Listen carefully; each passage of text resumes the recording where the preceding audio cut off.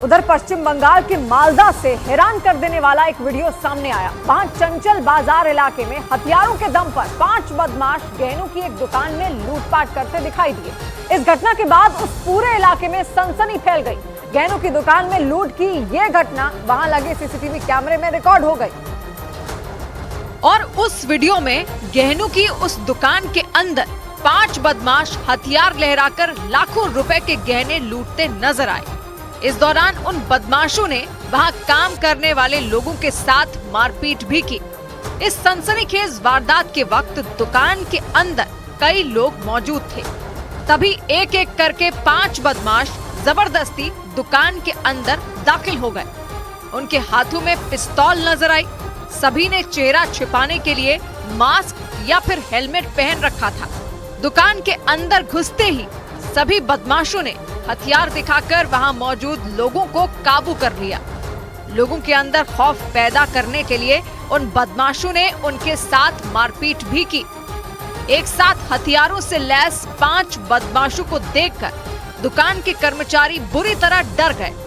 सारे लोग इस बात से घबराए हुए थे कि अगर किसी ने भी विरोध किया तो बदमाश गोली चलाने से नहीं चूकेंगे।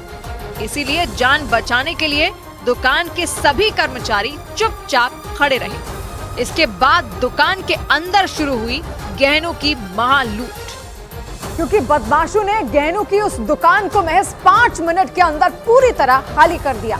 वीडियो में सारे बदमाश किसी के दुकान में आने से पहले वहां रखे गहनों को तेजी से बैग में रखते नजर आए और इस दौरान बदमाश वहां मौजूद लोगों को डराने के लिए उन पर पिस्तौल भी तानते दिखे। लूट के इस वीडियो में सभी बदमाश गहनों को निकालते और उन्हें बैग में तेजी से भरते नजर आए। उनमें एक बदमाश तो सामने की तरफ दीवारों पर सजा कर रखे गए लाखों के गहनों तक पहुंचने के लिए वहां रखे कांच के बॉक्स पर ही लेट गया।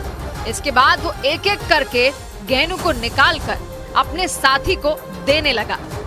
दुकान के दूसरे हिस्से में भी वो बदमाश इसी तरह गहनों को लूटता दिखा। थोड़ी देर बाद एक दूसरा बदमाश वहां काम करने वाले एक कर्मचारी से गहने निकलवाने लगा।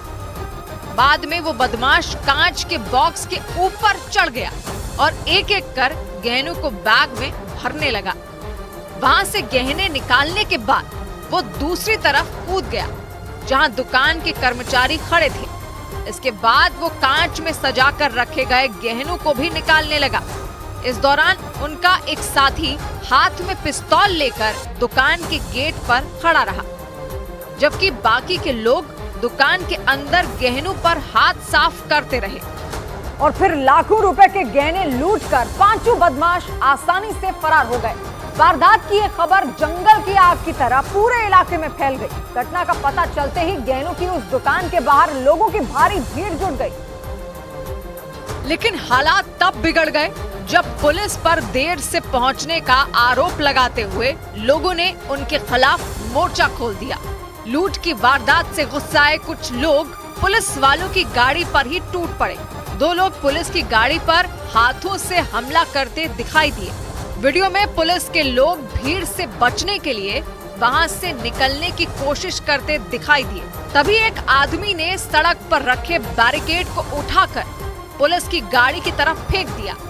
इसके बाद वहां मौजूद एक दूसरे आदमी ने उसे उठाया और उसे एक बार फिर पुलिस की गाड़ी की तरफ उछाल दिया। गनीमत ये रही कि तब तक पुलिस की गाड़ी वहां से निकल गई थी। उसी दौरान कुछ लोगों ने एक पुलिस वाले को घेर लिया। हालांकि वहां मौजूद लोगों ने उस पुलिस वाले को बचा लिया।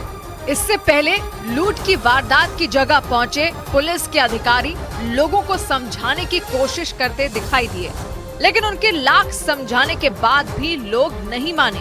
हालात हाथ से निकलता देख पुलिस के अधिकारियों ने वहां से निकलने में ही अपनी भलाई समझी। और पश्चिम बंगाल के मालदा की तरह ही बिहार के बेगूसराय में भी गहनों की एक दुकान में लूट का डरा देने वाला एक वीडियो सामने आया। लूट की वारदात को अंजाम देने के लिए 5 बदमाश गहनों की दुकान में ग्राहक बनकर पहुंचे थे और देखते ही देखते उन्होंने वहां लूटपाट शुरू कर दी। लूट की यह पूरी घटना वहां लगे सीसीटीवी कैमरे में रिकॉर्ड हो गई। और जो वीडियो सामने आया उसमें बदमाशों ने महज 2 मिनट में लूट की वारदात को अंजाम दिया और फरार हो गए। दुकान में लगे सीसीटीवी कैमरे में जो वीडियो रिकॉर्ड हुआ उसमें पहले सब कुछ सामान्य नजर आया। उस दुकान में कई ग्राहक खरीदारी करते दिखे। उसी दौरान दुकान के सामने वाले काउंटर पर 2 आदमी दिखे जो आपस में बात कर रहे थे। एक ने टोपी पहन रखी थी और दूसरे ने चश्मा पहना हुआ था। वो दोनों अचानक खड़े हुए और जिसने चश्मा पहन रखा था उसने पिस्तौल निकाल ली और फिर उस बदमाश के दूसरे साथी भी एक्टिव हो गए। उन्होंने भी पिस्तौल निकाल ली। इस दौरान एक बदमाश दुकान में मौजूद कर्मचारी के साथ मारपीट करता भी दिखा और फिर उस दुकान में अफरा तफरी मच गई और वहां मौजूद लोगों ने हाथ खड़े कर दिए और गहनों की दुकान में घुसे बदमाश कर्मचारियों को धमकाने लगे, जिसे देखकर दुकान में मौजूद दूसरे लोग डर गए। बताया गया कि लूट की वारदात को अंजाम देने के लिए गहनों की दुकान में 5 बदमाश घुसे थे, जिसमें 4 बदमाश काउंटर के पास थे और एक बदमाश गेट पर खड़ा होकर सब पर नजर रख रहा था। इसी दौरान गहनों की उस दुकान में भगदड़ मची और एक बदमाश काउंटर के ऊपर चढ़कर दूसरी तरफ जाने की कोशिश करता दिखा। थोड़ी ही देर में दूसरा बदमाश बैग लेकर आता दिखा और काउंटर के दूसरी तरफ कूद गया। उसने काउंटर पर बैग रखा और दूसरे बदमाश ने उस बैग के अंदर से दूसरा बैग निकाला। वहीं दूसरे काउंटर पर खड़ा बदमाश पिस्तौल से दुकान के कर्मचारी को डराता दिखा तो दूसरी तरफ एक बदमाश काउंटर पर रखे गहने बैग में रखने लगा। दूसरे बदमाश ने भी बैग में गहनों को रखना शुरू कर दिया। जिस वक्त बदमाश बैग में गहने भर रहे थे उस वक्त दुकान में खड़ा एक आदमी हाथ जोड़कर मिन्नतें करता नजर आया, लेकिन बदमाश गहनों के एक-एक डिब्बे खाली कर बैग में भर रहे थे और फिर कुछ देर बाद सभी बदमाश बैग लेकर वहां से फरार हो गए।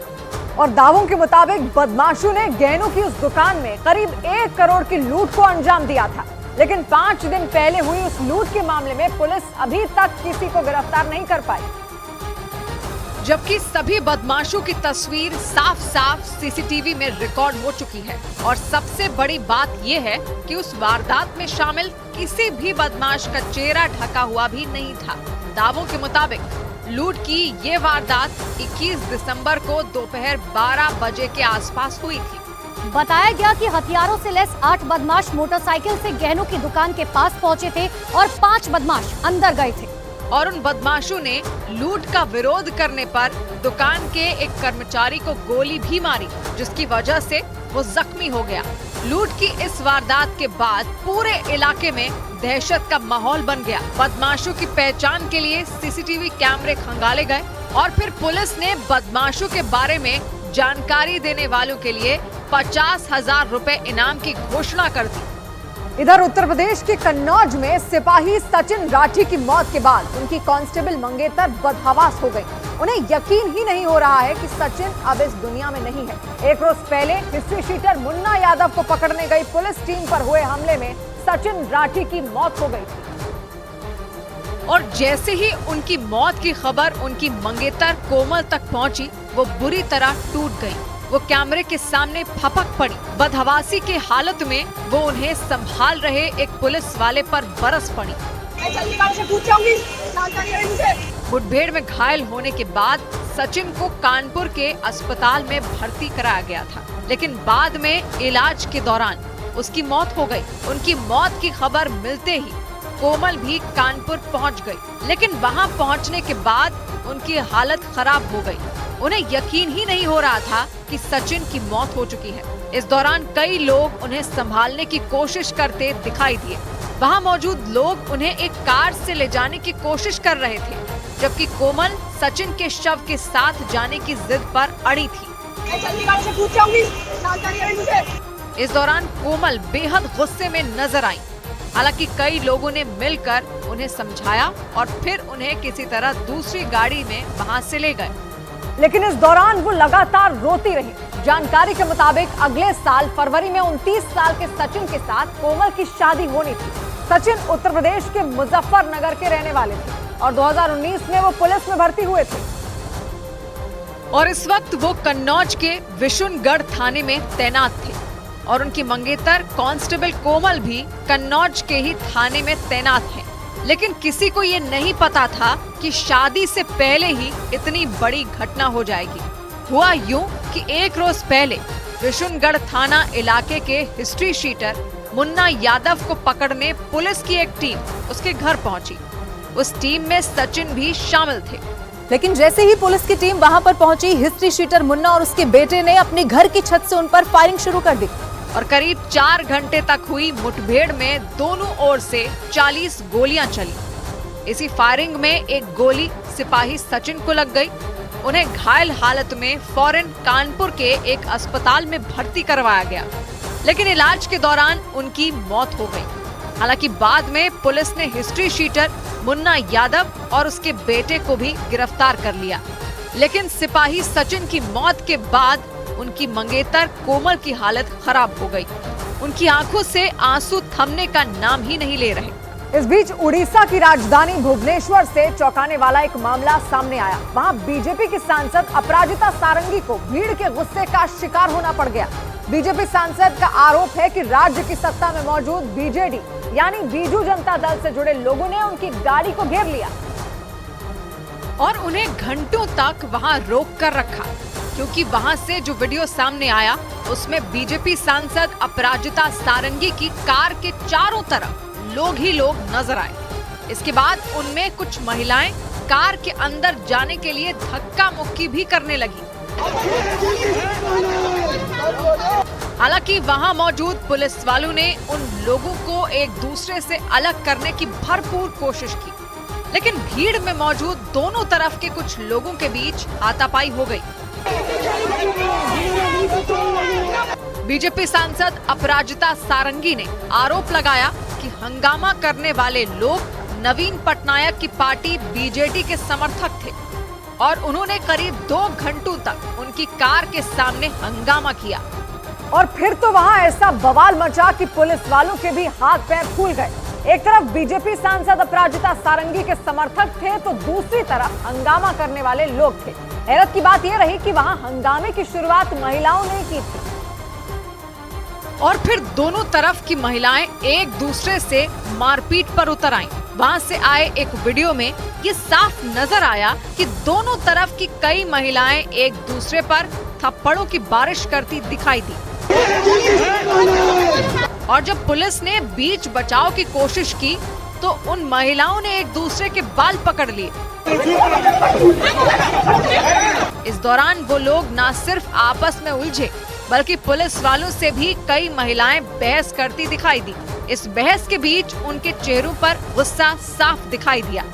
हालांकि मामला बिगड़ता देख पुलिस के बड़े अधिकारियों ने उन महिलाओं को किसी तरह वहां से अलग किया और तब जाकर बीजेपी सांसद अपराजिता सारंगी की गाड़ी वहां से निकल पाई। लेकिन इसके बाद इस मामले ने ऐसा तूल पकड़ा कि ओडिशा की राजनीति में नई बहस छिड़ गई, क्योंकि बीजेपी सांसद अपराजिता सारंगी ने इसे एक सांसद की सुरक्षा में चूक का मामला बताते हुए सीधे सीधे ओडिशा के मुख्यमंत्री नवीन पटनायक को ही निशाने पर ले लिया और उनसे जवाब मांगते हुए एक पत्र लिखा। अपराजिता सारंगी ने आरोप लगाया कि हंगामा करने वाले लोग मुख्यमंत्री की पार्टी बीजेडी से संबंधित थे और उन्होंने जानबूझकर उनकी गाड़ी के सामने घंटों तक हंगामा किया।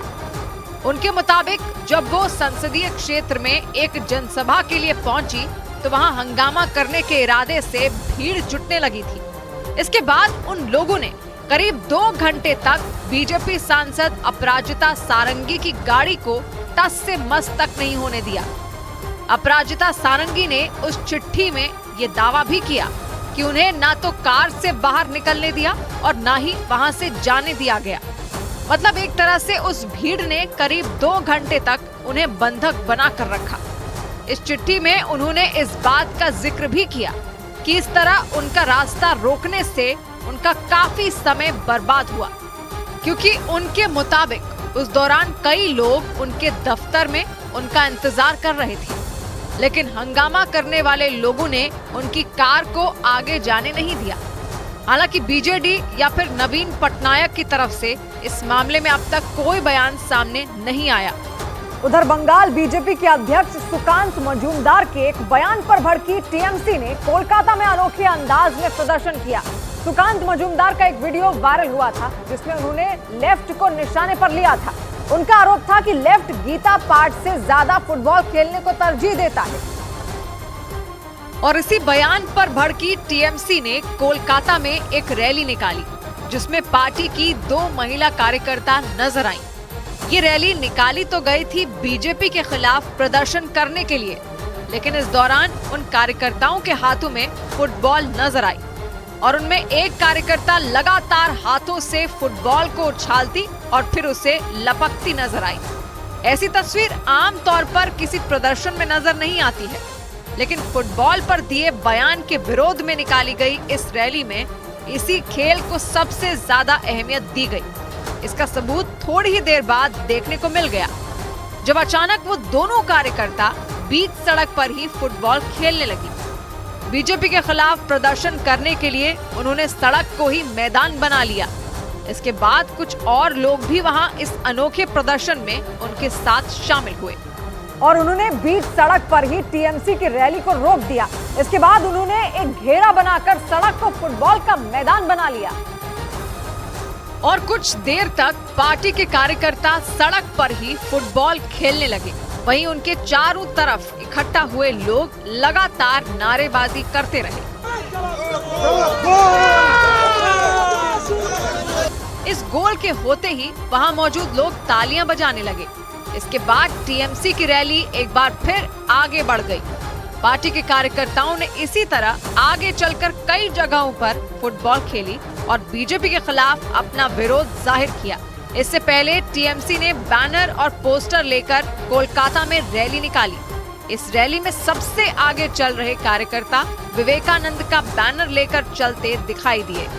उनके पीछे चल रहे कई कार्यकर्ताओं के हाथों में भी फुटबॉल नजर आई। इसके साथ ही वो विवेकानंद के पोस्टरों के साथ भी दिखे। और टीएमसी ने आरोप लगाया कि बीजेपी के प्रदेश अध्यक्ष सुकांत मजूमदार ने अपने बयान से विवेकानंद का अपमान किया।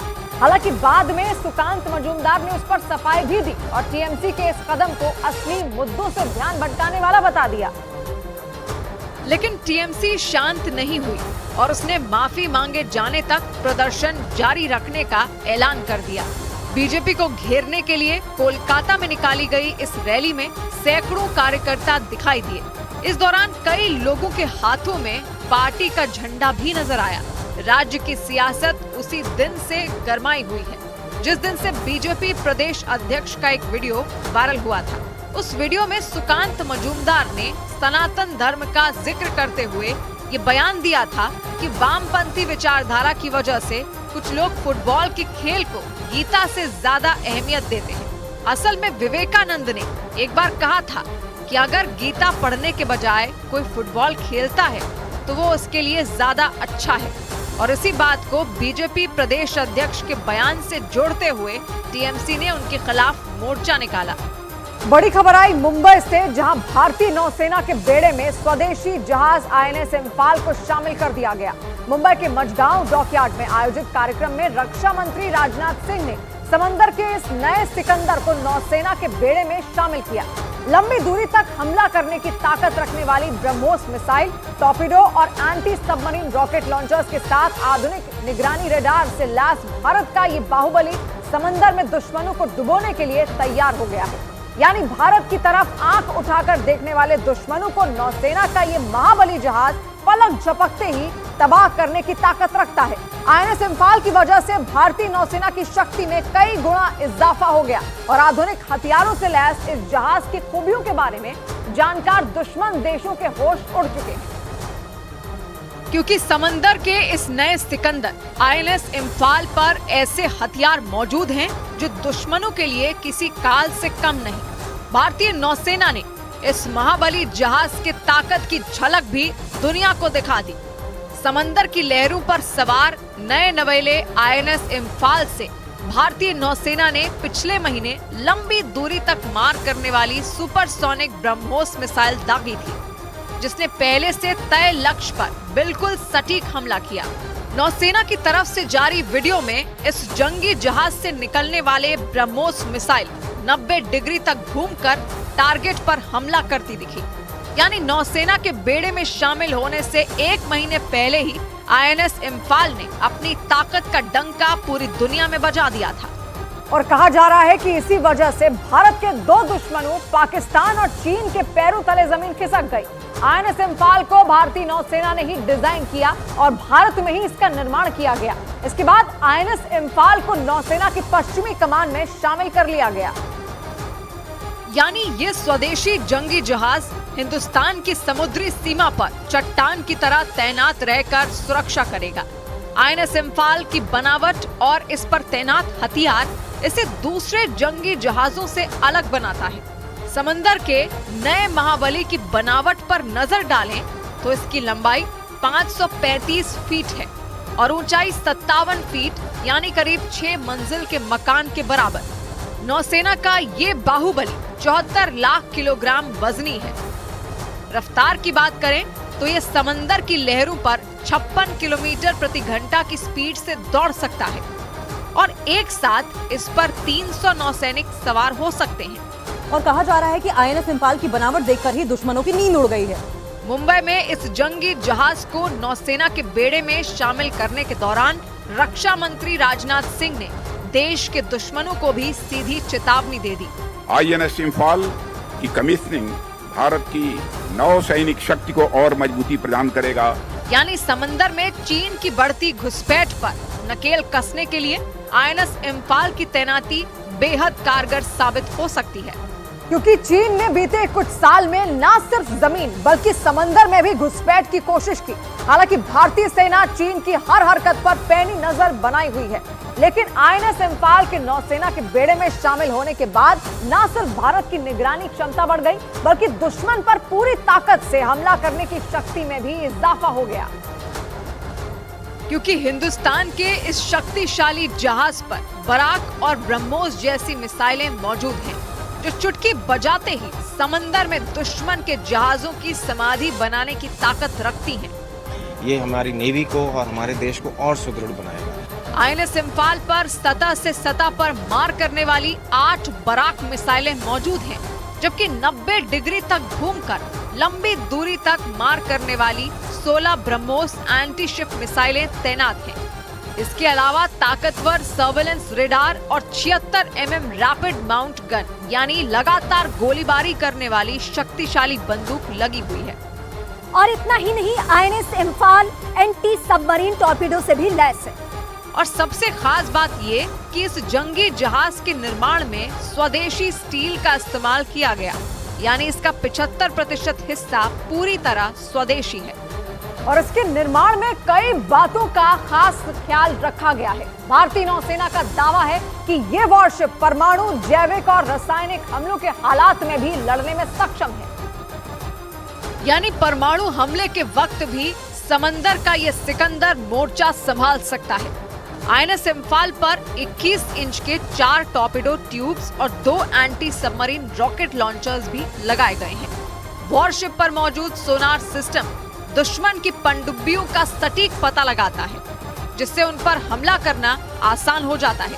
सोनार के इनपुट के बेसिस पर यह इंडिजिनस रॉकेट लॉन्चर फायर करा जाता है। इसके बेसिस पर आप एनिमी सबमरीन को डुबा सकते हैं। INS इम्फाल पर एक साथ 2 वेस्टलैंड सी किंग या ध्रुव हेलीकॉप्टर ले जाए जा सकते हैं। नेवी के अधिकारी इस जंगी जहाज को समंदर के पानी पर तैरता हुआ एक आधुनिक शहर बताते हैं। ये मशीनरी कंपार्टमेंट शिप का दिल है और ये पूरी शिप जो है वो एक स्मार्ट सिटी है। नेवी के अफसरों ने बताया कि इस युद्धपोत में ऐसे सेंसर लगे हैं जो दुश्मन के हथियारों का आसानी से पता कर सकते हैं, और इन सेंसर्स को ऐसे डेक में लगाया गया है जिन्हें दुश्मन देख नहीं सकता। लेकिन INS इम्फाल पर मौजूद खतरनाक हथियार और रेडार सिस्टम ही इसे दूसरे जंगी जहाजों से अलग नहीं बनाते, बल्कि इस जहाज के अंदर मौजूद दूसरी सुविधाएं भी इसे बिल्कुल अलग बनाती हैं। क्योंकि INS इम्फाल को बनाते समय नेवी ने इस बात का ध्यान रखा था कि लंबे वक्त तक समंदर में रहकर देश की सुरक्षा करने वाले नौसैनिकों की सुविधाओं में कोई कमी न रहे। INS इम्फाल 42 से 45 दिनों तक लगातार गहरे समंदर में रह सकता है। और इस दौरान 9 सैनिकों की मेडिकल जरूरतों को पूरा करने के लिए INS इम्फाल में एक छोटा अस्पताल भी बनाया गया है, जहां OPD से लेकर ऑपरेशन थिएटर तक तैयार किया गया। ऑपरेशन थिएटर की यहाँ पर पूरी तैयारी की हुई है, बाकायदा मरीजों के लिए बेड लगे गए हैं। मिनी हॉस्पिटल के अलावा INS इम्फाल में पहली बार भारतीय महिला नौसैनिकों के लिए अलग से रहने के लिए इंतजाम किए गए हैं, यानी महिला नौसैनिकों के रहने के लिए अलग से कंपार्टमेंट बनाए गए हैं। लेकिन ये पहली बार हुआ है कि पहली बार 12 फीमेल ऑफिसर के लिए एकोमोडेशन एरिया बनाए गए। पुराने जंगी जहाजों में महिला नौसैनिकों के लिए अलग से रहने की व्यवस्था नहीं होती थी, उन्हें पुरुष नौसैनिकों के रहने वाली जगहों में ही रहना पड़ता था। लेकिन INS इम्फाल में सब कुछ बदल गया और इसीलिए इस जंगी जहाज को आधुनिक और आत्मनिर्भर भारत की सबसे बड़ी मिसाल के तौर पर देखा जा रहा है। जंगी जहाज INS इम्फाल का नाम मणिपुर की राजधानी इम्फाल के नाम पर रखा गया है और ये इस बात की अहमियत को दर्शाता है कि देश की सुरक्षा और समृद्धि में देश के उत्तर पूर्व क्षेत्र भी अहम है। जंगी जहाज का नाम मणिपुर की राजधानी इम्फाल के नाम पर रखने के फैसले को साल 2019 में राष्ट्रपति ने मंजूरी दी थी। नेवी के मुताबिक INS इम्फाल के बनाने और उसके टेस्टिंग में लगा समय किसी भी भारतीय डिस्ट्रॉयर वॉरशिप के बनने में लगा सबसे कम वक्त है। INS इम्फाल की आधारशिला 19 मई 2017 को रखी गई थी और जहाज को 20 अप्रैल 2019 को पानी में उतारा गया था और 28 अप्रैल 2023 को अपने पहले समुद्री परीक्षण के लिए रवाना हुआ था। 6 महीने की रिकॉर्ड समय सीमा के भीतर 20 अक्टूबर 2023 को इसकी डिलीवरी हो गई। समंदर में ताकत बढ़ाने के लिए भारतीय नौसेना तेजी से जंगी जहाजों के निर्माण पर काम कर रही है। खबरों के मुताबिक 2035 तक भारतीय नौसेना अपने बेड़े में 175 जहाजों को शामिल करने का लक्ष्य रखा है। भारतीय नौसेना के पास इस वक्त 17 गाइडेड मिसाइल डिस्ट्रॉयर समेत 150 वॉरशिप मौजूद हैं। बड़ी खबर आई भारतीय नौसेना से जुड़ी। भारतीय नौसेना ने अरब सागर में अपने 3 सबसे ताकतवर युद्धपोतों को तैनात कर दिया। खबर है कि नौसेना ने ये फैसला 3 दिन पहले अरब सागर के हिस्से में मौजूद MV केम प्लूटो जहाज पर हुए हमले के बाद लिया। मतलब सीधे शब्दों में भारतीय नौसेना ने अरब सागर में अपनी ताकत का सबूत सबके सामने रख दिया और ये साफ कर दिया कि भारत की तरफ आंख उठाकर देखने वाले दुश्मन को अरब सागर में ही डुबोकर मार दिया जाएगा। और इसके लिए भारतीय नौसेना ने बाकायदा पूरी प्लानिंग भी कर ली है और उसकी इस प्लानिंग की सबसे अहम कड़ी है भारत के 3 शक्तिशाली युद्धपोत, जिन्हें भारतीय नौसेना ने अरब सागर में दुश्मन का सामना करने के लिए तैनात कर दिया। इन युद्धपोतों के नाम INS मोरमुगाव, INS कोलकाता और INS कोच्चि है। इस फैसले के बाद खुद रक्षा मंत्री राजनाथ सिंह ने ऐलान किया कि भारतीय नौसेना अपने दुश्मनों को पाताल से भी खोज निकालेगी। जिन्होंने भी इस हमले को अंजाम दिया है उन्हें हम सागर तल से भी ढूंढ निकालेंगे और उनके खिलाफ कठोर कार्रवाई की जाएगी। भारतीय नौसेना के ये तीनों युद्धपोत समंदर में बड़े से बड़े दुश्मन को मारने की ताकत रखते हैं। ये वो युद्धपोत हैं जिन्हें भारतीय नौसेना का गुरूर माना जाता है। इसके अलावा भारतीय नौसेना ने इस हिस्से में पैनी नजर रखने के लिए P-8I विमान को भी मोर्चे पर लगा दिया, जो समंदर पर आसमान से अपनी निगाह बनाए रखेगा। लेकिन बड़ा सवाल ये है कि आखिर भारतीय नौसेना को अचानक अरब सागर में इतने भारी भरकम बेड़े की तैनाती की जरूरत क्यों पड़ी।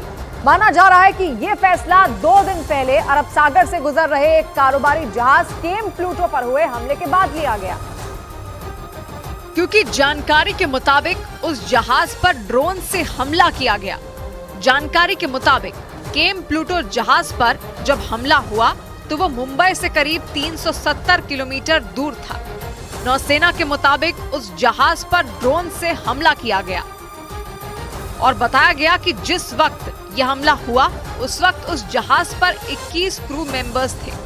इनमें 20 भारतीय और 1 वियतनाम का बताया गया। हालांकि ये हमला किसने किया और क्यों किया इसकी जानकारी हासिल नहीं हो पाई, लेकिन नौसेना के मुताबिक इस हमले के बाद वो जहाज चलने लायक नहीं बचा था। इसीलिए कोस्ट गार्ड के जहाज ICGS विक्रम के जरिए केम प्लूटो को मुंबई के समुद्र तट तक लाया गया, जहां उस पर हुए हमले की जांच की गई। लेकिन इसी बीच अमेरिका ने एक ऐसा दावा किया जिसके बाद ये कहानी और पेचीदा हो गई, क्योंकि अमेरिकी रक्षा विभाग पेंटागन ने यह आरोप लगाया कि कारोबारी जहाज केम प्लूटो पर हुए हमले की साजिश ईरान ने रची। मतलब अमेरिका के मुताबिक भारतीय तट से करीब 370 किलोमीटर दूर केम प्लूटो जहाज पर जो ड्रोन हमला हुआ वो ईरान की साजिश का हिस्सा था। यह आशंका इसलिए जताई गई क्योंकि जब उस जहाज पर हमला हुआ उस दौरान वो अमेरिका के संपर्क में था और अमेरिकी रक्षा विभाग के मुताबिक सऊदी अरब से चलकर भारत पहुंचने वाले उस कारोबारी जहाज को बीच में ही निशाना बना लिया गया। दावा किया गया कि उस पर ड्रोन के जरिए हमला किया गया। हालांकि ईरान ने अमेरिका के इस आरोप को सिरे से नकार दिया। लेकिन अमेरिका की बातों को तवज्जो इसलिए दी जा रही है क्योंकि जब उस जहाज पर हमला हुआ तब वो अमेरिका के संपर्क में था, और दूसरी वजह ये है कि ड्रोन और ईरान का रिश्ता तो जग जाहिर है। माना जाता है कि उसी के शाहिद 136 ड्रोन से रूस ने यूक्रेन में जबरदस्त तबाही मचाई और आशंका जताई जा रही है कि ये हमला भी ड्रोन के जरिए हुआ। इसीलिए इस साजिश के तार ईरान से भी जुड़ गए। ब्रेकिंग न्यूज आई दिल्ली में इजरायली दूतावास के पास हुए संदिग्ध धमाके से जुड़ी। इजरायली दूतावास के पीछे जिस जगह पर धमाका होने की खबर है उसके पास ही एक चिट्ठी भी मिली है। वहां मिली ये चिट्ठी इजरायल के राजदूत को लिखी गई है। इस चिट्ठी के साथ एक झंडा भी लिपटा हुआ है। पुलिस ने चिट्ठी को अपने कब्जे में ले लिया। आनंद इस वक्त हमारे साथ जुड़ रहे हैं। आनंद, चिट्ठी को लेकर, धमाके को लेकर और क्या जानकारी है? देखिए, दिल्ली पुलिस की स्पेशल सेल कई घंटों से मौके पे मौजूद थी और दिल्ली पुलिस को एक लेटर मिला है, जो लेटर जो है इजरायली दूतावास के राजदूत को एड्रेस किया गया है और उसमें एक झंडा लपटा गया है। इसकी जांच जो है दिल्ली पुलिस कर रही है। न केवल एंटी सोशल एलिमेंट बल्कि टेरर एंगल से भी इस पूरे मामले की जांच की जा रही, क्योंकि इसके पहले भी कुछ साल पहले इजरायली एम्बेसी के बाहर एक ब्लास्ट हुआ था और जिसकी जांच एनआईए और दिल्ली पुलिस की स्पेशल सेल ने की थी। हालांकि वो मामला अब तक अनसुलझा है कि आखिर उस ब्लास्ट की सच्चाई क्या थी। इसलिए तमाम एजेंसियां आज पूरी तरह से अलर्ट पे थी और तमाम एजेंसियों ने कई घंटे का सर्च ऑपरेशन किया है, जिसके बाद जो धमाके की बात की जा रही थी उसकी सच्चाई जानने की कोशिश की जा रही है। जाहिर तौर पर इस पे क्या कॉन्स्पिरेसी इजरायली एम्बेसी के बाहर लेटर की क्या सच्चाई है, इसकी जांच जो है अब तमाम सेंट्रल एजेंसियां कर रही हैं और सेंट्रल एजेंसियों की कई टीम जो है इस वक्त मौके पर मौजूद है। जानकारी के लिए शुक्रिया आनंद। और इससे पहले उस वक्त हड़कंप मच गया जब इजरायल के दूतावास के पीछे खाली पड़े प्लॉट में संदिग्ध धमाके की कॉल मिली, जिसके बाद आनन फानन में दिल्ली पुलिस वहां पहुंची, लेकिन जांच में पुलिस को वहां से कुछ भी नहीं मिला। हालांकि इसके बावजूद दिल्ली पुलिस की स्पेशल सेल की टीम उस इलाके की तलाशी में जुटी है। फॉरेंसिक विभाग की टीम भी इसकी जांच कर रही है। इसके साथ ही तमाम सुरक्षा एजेंसियां भी अलर्ट हो गई, क्योंकि धमाके की जो कॉल मिली थी वो इजरायली दूतावास के पीछे की घटना बताई जा रही है। इसीलिए दिल्ली पुलिस के कान खड़े हो गए। दिल्ली में मौजूद इजरायली दूतावास हाई सिक्योरिटी जोन में आता है और उसके पीछे धमाके की खबर ने सुरक्षा एजेंसियों के भी होश उड़ा दिए। पुलिस अब इस बात का पता लगा रही है कि ये कॉल किसने और किस मकसद से की थी। इधर 200 करोड़ के पुलिस को जांच में कुछ नहीं मिला है, लेकिन अभी भी पुलिस को बेहद तफ्तीश से, बेहद गहराई से इस पूरे मामले की जांच कर रही है। इधर 200 करोड़ के मनी लॉन्ड्रिंग के आरोप में दिल्ली की तिहाड़ जेल में बंद सुकेश चंद्रशेखर का एक नया कारनामा सामने आया। आरोप है कि उसने जेल में बैठकर विदेशी नंबरों से एक्ट्रेस जैकलीन फर्नांडिस को व्हाट्सएप के जरिए कई मैसेज भेजे थे और उन मैसेज में सुकेश ने जैकलीन से अपने प्यार का खुलेआम इजहार तक किया था। सुकेश चंद्रशेखर के जो मैसेज सामने आए उनमें एक में उसने जैकलीन को कोर्ट में पेशी के दौरान काले कपड़े पहनकर आने की गुजारिश की थी। जेल के सूत्रों का दावा है कि विदेशी और फर्जी नंबरों से सुकेश ने जैकलीन को इसी साल 30 जून को ये मैसेज भेजे थे और उसी व्हाट्सएप मैसेज में उसने कोर्ट में जैकलीन को काले कुर्ते या काले रंग का कपड़ा पहनकर आने के लिए कहा था, ताकि उसे ये पता चल सके कि जैकलीन ने उसके सारे मैसेज पढ़ लिए हैं। इस मैसेज में उसने जैकलीन से अपने प्यार का इजहार भी किया। हालांकि जेल के सूत्रों का दावा है कि सुकेश की लाख मिन्नतें करने के बाद भी सुनवाई के दौरान जैकलीन काले कपड़े पहनकर नहीं आई थी। दावा है कि जैकलीन के कोर्ट में काले कपड़े पहनकर नहीं आने की वजह से सुकेश काफी परेशान हो गया था। और जेल के सूत्रों के मुताबिक जैकलीन के काले रंग की ड्रेस नहीं पहनने के बाद सुकेश ने उसे मनाने के लिए एक दूसरा व्हाट्सएप मैसेज भी भेजा था। उस मैसेज में उसने जैकलीन के काले कपड़े नहीं पहनने पर दुख जताया था और ये नसीहत दी थी कि उसे अनदेखा करने से उसका कोई भी फायदा नहीं होने वाला। मतलब सुकेश को ये समझ आ चुका था कि जैकलीन किसी भी सूरत में उससे छुटकारा चाहती है और दावा है कि इसीलिए वो लगातार जैकलीन को मनाने में जुटा था। सुकेश ने जेल से फर्जी नंबरों से जैकलीन को कई मैसेज भेजे थे। सूत्र बताते हैं कि सुकेश ने इसी तरह के एक दूसरे मैसेज में नाम में एक्स्ट्रा ई लगाने की वजह से जैकलीन के ट्रोल होने का भी जिक्र किया। ये तब्दीली जैकलीन ने अपने इंस्टाग्राम हैंडल में की थी, जिसके बाद उन्हें काफी ट्रोल किया गया। उसने दावा किया कि ट्रोल करने वाले लोग फर्जी हैं और आने वाले वक्त में वो सुपरस्टार बनेगी। असल में जैकलीन ने इसी साल जून में अपने नाम में एक एक्स्ट्रा ई जोड़ लिया था और इसके अलावा सुकेश ने एक दूसरे मैसेज में फिल्म निर्देशक लव रंजन के साथ एक फिल्म डील का भी जिक्र किया। उसने जैकलीन को लिखे मैसेज में ये दावा किया कि जल्द ही लव रंजन उससे संपर्क करेंगे। हालांकि इस मामले में जैकलीन ने दिल्ली पुलिस को ये शिकायत दी है कि जेल से सुकेश उन्हें मैसेज भेजकर परेशान कर रहा है। बड़ी खबर आई समाजवादी पार्टी के नेता स्वामी प्रसाद मौर्य के हिंदू धर्म से जुड़े विवादास्पद बयान से जुड़ी। स्वामी प्रसाद मौर्य के हिंदू धर्म से जुड़े विवादास्पद बयान से समाजवादी पार्टी ने किनारा कर लिया। डिंपल यादव ने बयान दिया कि यह स्वामी प्रसाद मौर्य का निजी बयान है। साथ ही उन्होंने ये भी कहा कि अखिलेश यादव भी इस बयान से सहमत नहीं है। यानी हिंदू धर्म से जुड़े विवादास्पद बयान पर स्वामी प्रसाद मौर्य अपनी पार्टी में अलग थलग पड़ गए, क्योंकि अखिलेश यादव ने उनके बयान से किनारा कर लिया। और मैनपुरी के एक कार्यक्रम में पहुंची डिंपल यादव ने मीडिया के सामने स्वामी प्रसाद मौर्य के बयान से किनारा कर लिया। जो उनकी राय है ये सिर्फ उन्हीं की राय है, समाजवादी पार्टी की इससे कोई लेना देना नहीं है। डिंपल यादव जब वहां पहुंची तो लोगों ने उन्हें घेर लिया। किसी ने उनके पैर छुए तो किसी ने अपनी अपील से जुड़ी चिट्ठी उनके हाथों में पकड़ा दी और फिर डिंपल यादव कार्यक्रम स्थल पर पहुंची और वहां समाजवादी पार्टी की साइकिल यात्रा को हरी झंडी दिखाई। लेकिन इससे पहले ही मीडिया ने डिंपल यादव से स्वामी प्रसाद मौर्य के बयान के बारे में सवाल पूछ डाला। डिंपल का इस मामले में जो जवाब आया वो बिल्कुल नपातुला था, क्योंकि उन्होंने खुद तो स्वामी प्रसाद मौर्य के बयान से किनारा किया ही, अखिलेश की राय भी इस बारे में साफ कर दी। राष्ट्रीय अध्यक्ष ने भी कहा है कि ये उनके व्यक्तिगत विचार है, ये पार्टी की सोच नहीं है। हिंदू धर्म पर कई विवादास्पद बयान दे चुके स्वामी प्रसाद मौर्य ने एक दिन पहले ही हिंदू धर्म पर विवादास्पद बयान दिया था।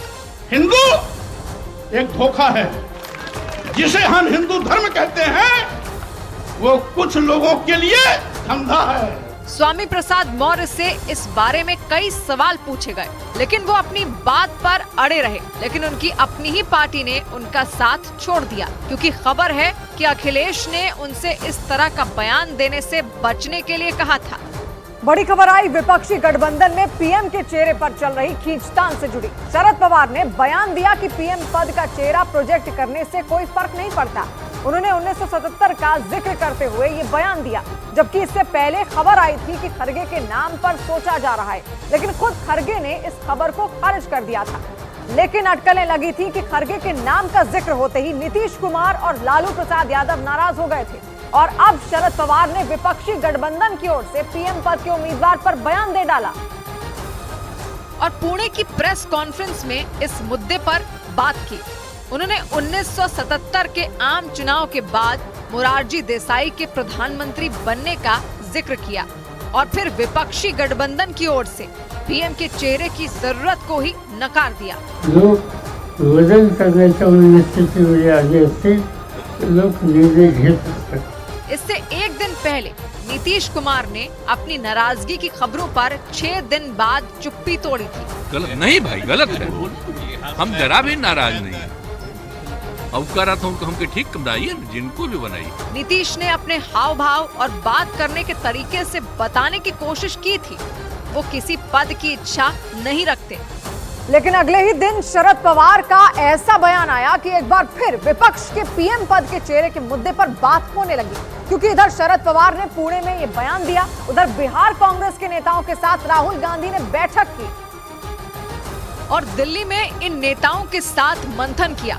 कांग्रेस मुख्यालय में हुई इस बैठक में बिहार प्रदेश कांग्रेस के अध्यक्ष अखिलेश सिंह, कांग्रेस प्रभारी मोहन प्रकाश, कांग्रेस संगठन महासचिव केसी वेणुगोपाल और पार्टी के सांसद और विधायक शामिल हुए। इस बैठक में पहुंचे राहुल, खरगे और केसी वेणुगोपाल साथ बैठे दिखे।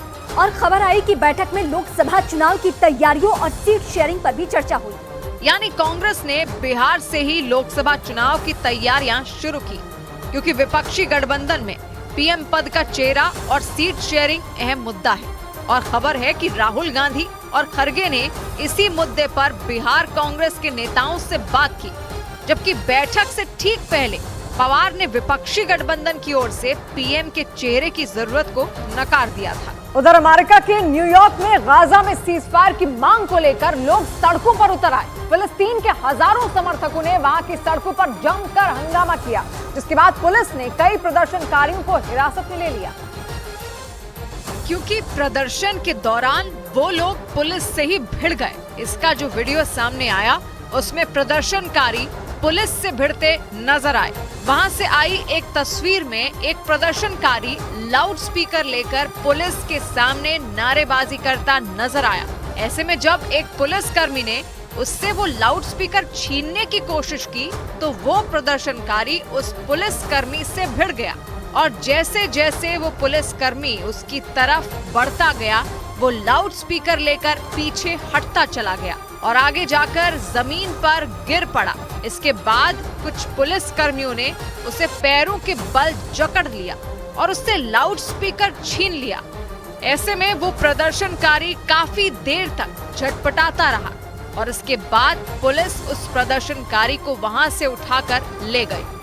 क्योंकि फिलिस्तीनी समर्थकों ने न्यूयॉर्क की सड़कों पर जमकर प्रदर्शन किया। सड़कों पर उतरे हजारों प्रदर्शनकारियों ने गाजा में जारी जंग में सीजफायर की मांग की और फिलिस्तीनियों के समर्थन में नारे भी लगाए। इसका जो वीडियो सामने आया उसमें फिलिस्तीन को आजाद करो के पोस्टर नजर आए। इसके अलावा कुछ लोग फिलिस्तीन का झंडा भी लहराते दिखे। वहां हुए प्रदर्शन में बच्चे, बूढ़े और महिलाएं भी शामिल हुई और उन्होंने फिलिस्तीन के समर्थन में मार्च निकाला। प्रदर्शन के दौरान सब लोगों ने एक सुर में गाजा में जल्द से जल्द सीजफायर की मांग की। 7 अक्टूबर को इजरायल में हुए हमले के बाद गाजा में जो जंग शुरू हुई उसमें वहां रहने वाले हजारों बेकसूरों की मौत का दावा किया गया और इसीलिए न्यूयॉर्क में फिलिस्तीनी समर्थकों ने पहले मार्च निकाला और फिर एक जगह इकट्ठा होकर जमकर प्रदर्शन किया और गाजा में जारी जंग को रोकने की मांग की।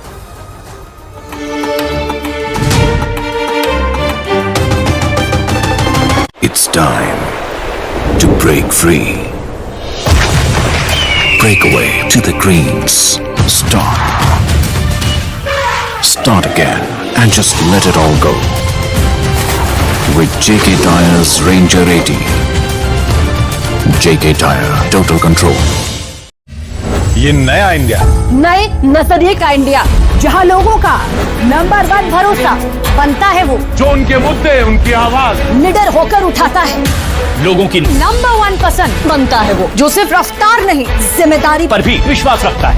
देश का नंबर 1 न्यूज चैनल बनता है वो जो देश हित और जनहित दोनों को सर्वोपरि समझता है। न्यूज़ 18 इंडिया, नए इंडिया का नया number 1 news channel. It's time to break free. Break away to the greens. Start again and just let it all go. With JK Tyre's Ranger 80. JK Tyre, total control. बड़ी खबर आई UP के पीलीभीत में एक बाघ के आतंक से जुड़ी। पीलीभीत में जंगल से भागकर एक बाघ गांव में पहुंच गया और वहां की एक दीवार पर चढ़कर घंटों आराम करता रहा। बाघ को अपने बीच देखकर वहां रहने वाले लोगों का खून सूख गया। गनीमत रही कि वन विभाग की टीम ने कई घंटों की मशक्कत के बाद बेहोश कर उसे पकड़ लिया, नहीं तो वहां बड़ी घटना हो सकती थी। क्योंकि वो बाघ 1-2 घंटे नहीं बल्कि 10 से ज्यादा वक्त तक उस इलाके में मौजूद रहा। लोगों की भारी भीड़ देखकर भी वो भागा नहीं बल्कि आराम से वहां बैठा रहा, जिससे आसपास के लोग दहशत में आ गए क्योंकि जंगल का सबसे खूंखार शिकारी उनके बीच बैठा था। और वो भी कुछ देर के लिए नहीं बल्कि कई घंटों तक। जंगल के सबसे खतरनाक जानवर को अपने बीच देखकर लोगों की सांसें अटक गईं। जिसके नाम से ही लोगों के पसीने छूट जाते हैं, वो शिकारी एक रिहायशी इलाके में घुसकर बड़े आराम से एक दीवार पर बैठा नजर आया। वो बाघ उस दीवार पर जाकर ऐसे बैठ गया जैसे वो इंसानों की बस्ती नहीं बल्कि जंगल का एक इलाका हो। वो कभी उस दीवार पर बैठता तो कभी चहलकदमी करता दिखाई दिया। अपने एक बार से बड़े जानवर का काम तमाम कर देने वाला वो बाघ शिकार के मूड में नहीं था, इसीलिए वो कहीं भागने के बजाय घंटों तक उसी तरह बैठा रहा। इस दौरान लोगों को पहली बार किसी बाघ को इतना करीब से देखने का मौका मिला।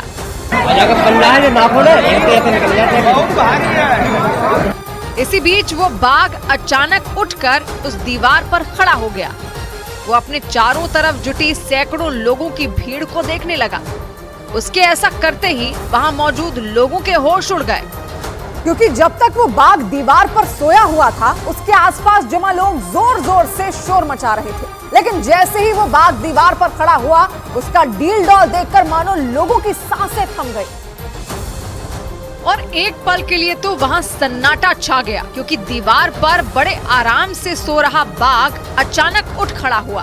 दीवार पर खड़ा होकर वो वहां मौजूद लोगों की तरफ देखने लगा। इस दौरान वहां मौजूद कई लोग मोबाइल फोन से उसका वीडियो बनाते रहे। कुछ पलों तक शांति से खड़े रहने के बाद अचानक उस बाघ ने अपने कदम दीवार की आगे की तरफ बढ़ा दिए, लेकिन एक कदम बढ़ाने के बाद ही वो फिर दीवार पर बैठने की कोशिश करने लगा। वहाँ खड़ी भीड़ में किसी ने उसे बैठने के लिए आवाज भी लगाई।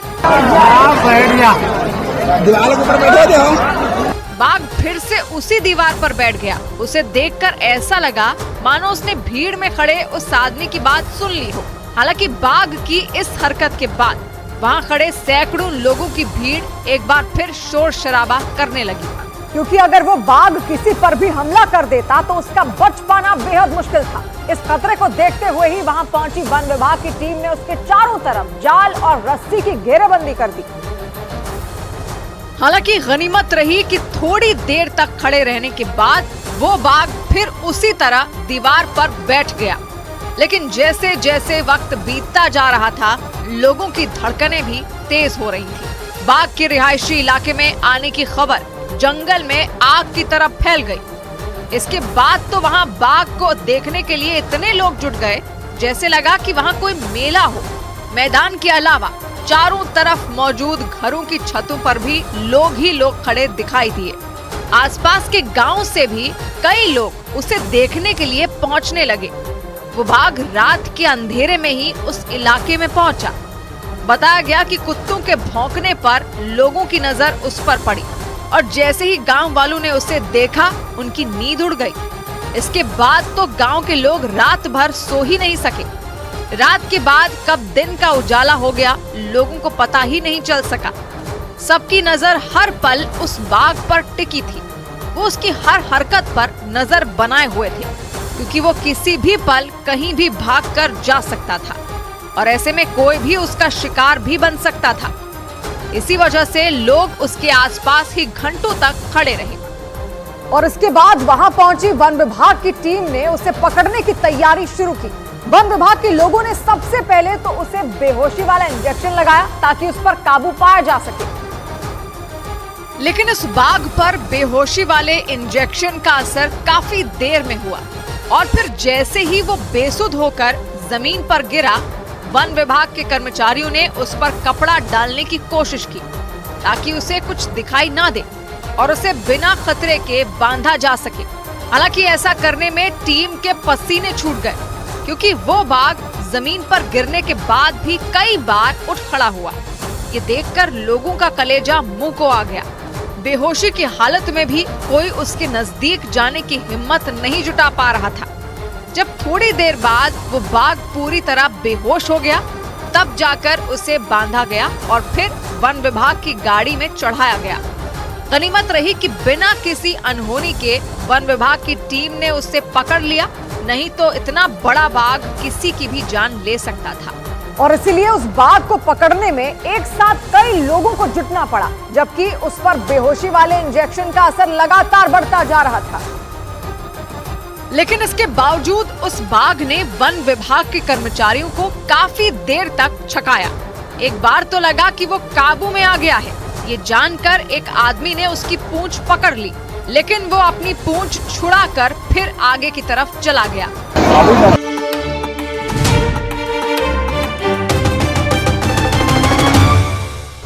बड़ी खबर आई इजरायल और ईरान में बढ़े टकराव से जुड़ी। खबर है कि सीरिया में ईरान की सेना के एक बड़े कमांडर की मौत के बाद इजरायल और ईरान में जंग छिड़ने की नौबत आ गई, क्योंकि ईरान के उस कमांडर को हवाई हमले में मारा गया और उस हमले के लिए इजरायल को जिम्मेदार बताया गया। इजरायल का नाम आते ही ईरान बुरी तरह भड़क गया और उसने दो टूक कह दिया कि वो अपने कमांडर की मौत का बदला किसी भी कीमत पर लेगा, जिसके बाद ऐसी आशंकाएं जताई जाने लगी कि अपने टॉप कमांडर की मौत के बाद ईरान इजरायल के खिलाफ अपनी सेना उतार सकता है और अगर ऐसा हुआ तो पूरे पश्चिम एशिया पर जंग का खतरा मंडराने लगेगा। क्योंकि गाजा में इजरायल और हमास की लड़ाई ने पहले ही पश्चिम एशिया को बारूद के ढेर में तब्दील कर दिया है। ऐसे में एक और चिंगारी पूरे पश्चिमी एशिया में तबाही ला सकती है। और इसी बीच सीरिया में ईरान के सैयद राजी मसाफी नाम के कमांडर को मौत के घाट उतारकर इजरायल ने ईरान को सीधी चुनौती दे डाली। इजरायल की सेना ने सीरिया की राजधानी दमिश्क के बाहरी इलाके में हवाई हमले के दौरान ईरान के उस कमांडर को ढेर कर दिया। दावा किया गया कि इजरायल के लड़ाकू विमानों ने गोलान हाइट्स इलाके से मिसाइलें दागी और इजरायली हमले के बाद का एक वीडियो भी सामने आया, जिसमें दमिश्क इंटरनेशनल एयरपोर्ट के पास धुएं का गुबार नजर आया। ईरान की मीडिया ने दावा किया कि इस हमले में कमांडर सैयद राजी मसाफी के साथ उनकी सुरक्षा में तैनात कई कर्मचारियों की मौत हो गई।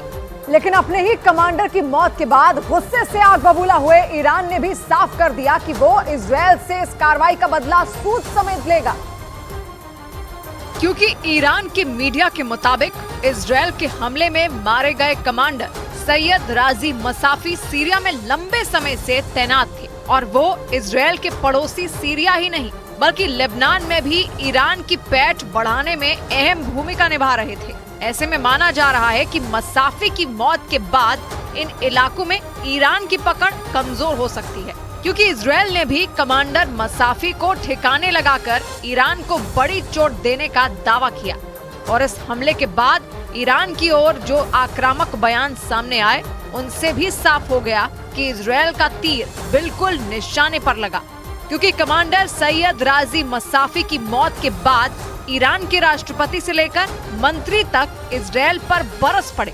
ईरान के राष्ट्रपति इब्राहिम रईसी ने दो टूक कह दिया कि अपने कमांडर की मौत का बदला लेने के लिए ईरान किसी भी हद तक जाएगा, जबकि ईरान के विदेश मंत्री ने बयान दिया कि कमांडर मसाफी की हत्या करके इजरायल ने अपनी तबाही की उल्टी गिनती शुरू कर दी। यानी गाजा में हमास के लड़ाकों से निपटने में जुटे इजरायल की मुश्किलें बढ़ सकती हैं। यही नहीं, आशंका जताई गई कि ईरान के कमांडर की मौत के बाद हिजबुल्लाह और हूथी लड़ाके इजरायल पर हमले तेज कर सकते हैं, क्योंकि इजरायल पर हमास के हमले के बाद से ही ईरान समर्थित इन चरमपंथी संगठनों ने इजरायल की नाक में दम कर रखा है। हिजबुल्लाह के लड़ाके लेबनान से उत्तरी इजरायल पर रुक रुक कर बम बरसा रही हैं, तो यमन में मौजूद हूथी लड़ाकों ने लाल सागर में इजरायल के जहाजों का निकलना दूभर कर दिया है। ऐसे में दावा किया गया कि अपने टॉप कमांडर मसाफी की मौत के बाद भड़का ईरान इजरायल को सबक सिखाने के लिए हिजबुल्लाह और हूथी लड़ाकों का इस्तेमाल कर सकता है, क्योंकि माना जाता है कि इन चरमपंथी संगठनों के लड़ाके ईरान के इशारे पर किसी भी हद तक जा सकते हैं। ऐसे में अगर हमास की तरह हिजबुल्लाह और हूथी लड़ाके भी जंग में पूरी ताकत के साथ कूद गए तो इजरायल की सेना के लिए 3 मोर्चों पर एक साथ लड़ना भारी पड़ सकता है। क्योंकि हवाई हमलों में ईरान के कमांडर को मारकर इजरायल ने उसके पुराने जख्म हरे कर दिए। और ऐसा इसलिए क्योंकि करीब 3 साल पहले इजरायल की ही तरह अमेरिका ने भी ईरान की स्पेशल फोर्स के कमांडर कासिम सुलेमानी को एक एयर स्ट्राइक में मार गिराया था। और अब अपने जिगरी दोस्त अमेरिका की राह पर चलते हुए इजरायल ने भी ईरान को बड़ा झटका दे दिया। कासिम सुलेमानी को ईरान के supreme leader Ayatollah Ali Khamenei के बाद वहां का दूसरा सबसे शक्तिशाली इंसान माना जाता था, लेकिन अमेरिका कासिम सुलेमानी को अपने सबसे बड़े दुश्मनों में एक मानता था। और साल 2020 में वो अमेरिका के हवाई हमले में इराक की राजधानी बगदाद में मारे गए थे। इस हमले के बाद ईरान ने अमेरिका से कासिम सुलेमानी की हत्या का बदला लेने की कसम खाई थी, लेकिन इसी बीच इजरायल ने कासिम सुलेमानी के करीबी माने जाने वाले ईरान के कमांडर सैयद राजी मसाफी को मौत देकर उसके पुराने जख्मों पर भी नमक छिड़क दिया, क्योंकि इसके बाद कहा जाने लगा कि कासिम सुलेमानी की हत्या के बदले की बात करने वाला ईरान अपने एक और कमांडर को नहीं बचा पाया। उधर इराक में ड्रोन हमले में घायल हुए सैनिकों का बदला लेने के लिए अमेरिका ने एक बड़ी स्ट्राइक की।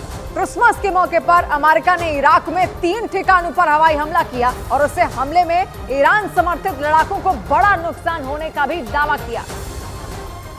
और उत्तरी इराक में किए हवाई हमलों से अमेरिका ने अपने दुश्मनों को सख्त संदेश दिया। अमेरिका ने बता दिया कि वो अपने सैनिकों पर हो रहे हमलों को बर्दाश्त नहीं करेगा।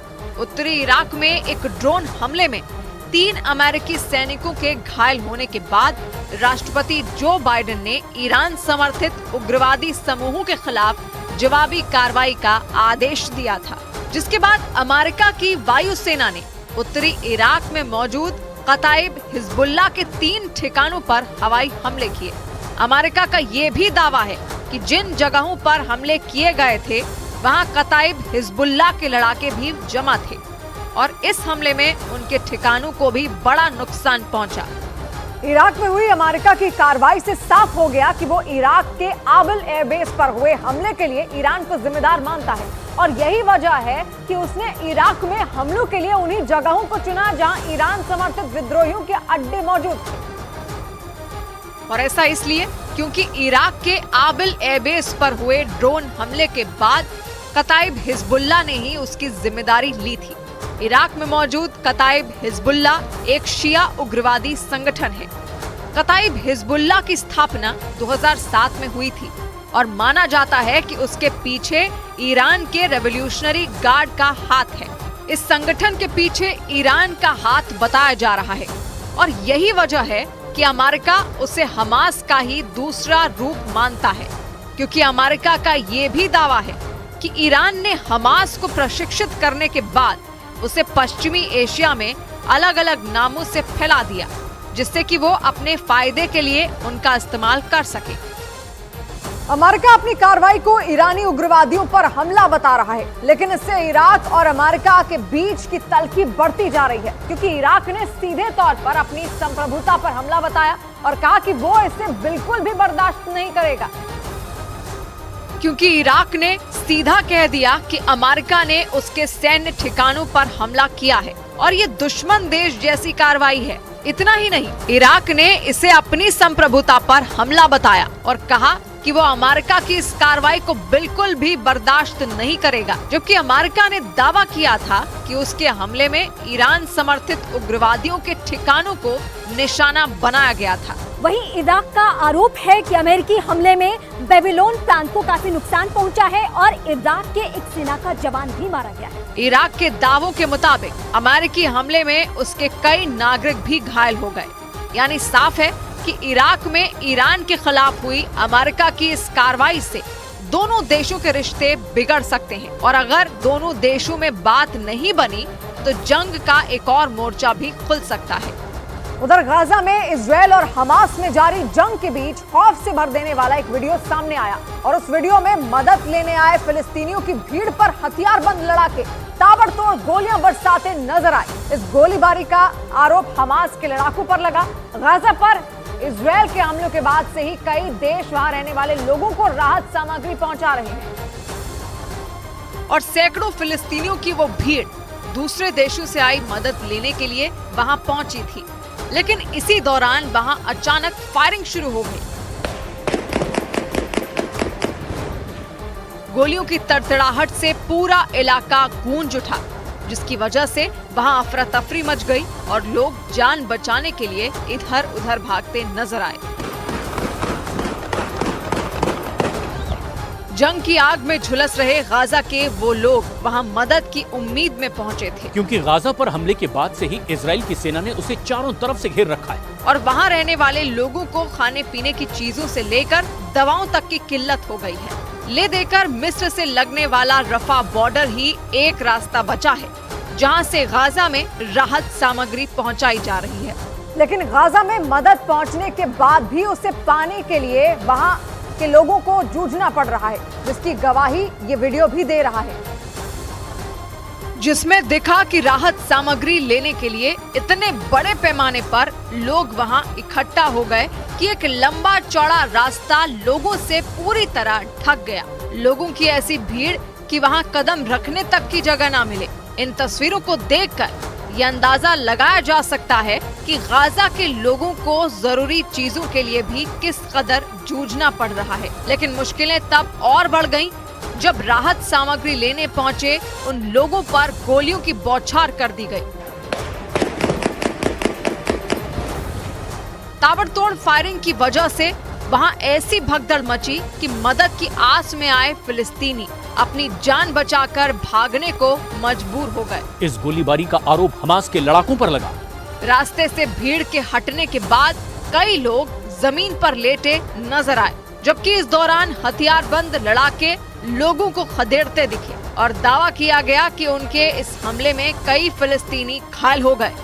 इस बीच चीन में 72 साल बाद ऐसी ठंड पड़ी कि वहां के कई इलाकों में तापमान -40 डिग्री तक पहुंच गया। 11 दिसंबर से चीन में जारी बर्फीले तूफान ने लोगों का जीना मुहाल कर दिया, क्योंकि वहां पड़ रही हाड़ कपा देने वाली ठंड की वजह से लोग घरों में कैद होने को मजबूर हो गए। चीन की राजधानी बीजिंग में तो तापमान -10 डिग्री के नीचे तक पहुंच गया। लेकिन लगातार हो रही बर्फबारी और शीतलहर का असर सिर्फ बीजिंग में ही देखने को नहीं मिला। वहां शैनडोंग प्रांत में इसका सबसे ज्यादा कहर देखा गया। वहां से जो तस्वीरें सामने आई उनमें सड़कों और मकानों से लेकर पेड़ पौधों तक सब के सब बर्फ में ढके हुए नजर आए। रास्तों पर हजारों टन बर्फ गिरने की वजह से उन पर इक्का दुक्का गाड़ियां ही चलती दिखाई दी। पूरा शहर दूर दूर तक बर्फ की चादर से इसी तरह ढका दिखाई दिया। वहां से आई बर्फबारी की तस्वीरों को देखकर ऐसा लगा मानो वहां कई घंटों तक बर्फीला तूफान आया हो और उसकी वजह से वहां का कोना कोना बर्फ में ढक गया। क्योंकि साल 1951 के बाद चीन में दर्ज की गई ये सबसे कड़ाके की ठंड है। 11 दिसंबर से लगातार हो रही बर्फबारी और शीतलहर की वजह से वहां रहने वाले लोगों की जिंदगी पर ब्रेक लग गया और वहां के कई प्रांतों में कामकाज पूरी तरह ठप हो गया। अस्पतालों और इमरजेंसी सेवाओं को छोड़कर वहां सब कुछ बंद हो गया, क्योंकि बर्फ की वजह से वहां के कई हाईवे ही गायब हो गए।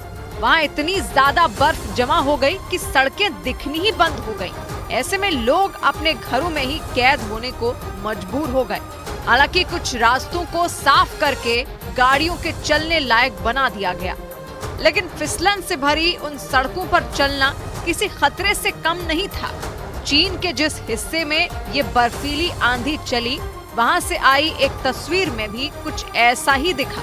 ड्रोन से ली गई इस तस्वीर में एक के पीछे एक कई ट्रक बर्फ से भरे हाईवे पर गुजरते दिखाई दिए।